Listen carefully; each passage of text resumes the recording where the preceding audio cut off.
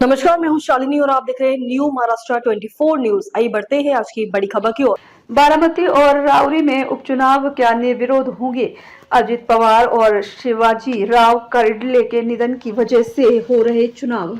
मुख्यमंत्री अजित पवार के निधन के कारण खाली हुई बारामती सीट बीजेपी के शिवाजी राव कर्डिले की मृत्यु के बाद खाली हुई अहिल्या नगर की राउरी विधानसभा सीट के उपचुनाव की घोषणा केंद्रीय चुनाव आयोग ने कर दी है। दोनों सीटों पर 23 अप्रैल को चुनाव होंगे और 4 मई को परिणाम भी घोषित होंगे। पिछले कई उपचुनाव को देखते हुए माना जा रहा है कि दोनों सीटों पर निर्विरोध चुनाव हो सकते हैं। उप मुख्यमंत्री देवेंद्र फडणवीस ने भी कहा है कि उपचुनाव निर्विरोध होना चाहिए।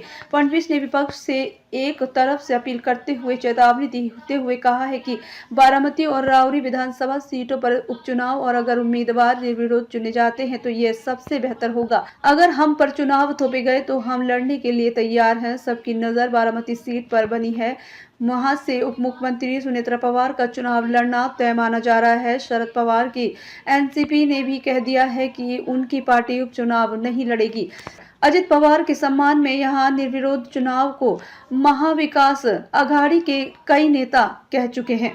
28 फरवरी को विमान दुर्घटना में अजित पवार के निधन के कारण बारामती सीट पर उपचुनाव है। अजित पवार इस सीट के रिकॉर्ड 8 बार विधायक चुने गए थे। सूत्रों के अनुसार बारामती सीट से सुनेत्रा पवार के निर्विरोध चुनने की भावना है।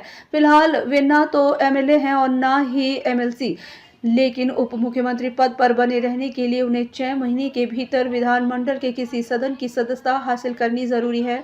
चुनाव की घोषणा के बाद एनसीपी नेता प्रफुल्ल पटेल और उप मुख्यमंत्री सुनेत्रा पवार के बीच लंबी बैठक हुई। खबरों में अब तक के लिए बस इतना ही। फिर होगी आपसे मुलाकात, तब तक के लिए नमस्कार और देखते रहिए न्यू महाराष्ट्र 24 न्यूज।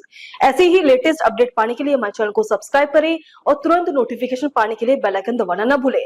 यदि आप हमें फेसबुक या इंस्टा के माध्यम से देख रहे हैं तो हमारे पेज को फॉलो जरूर करें। धन्यवाद।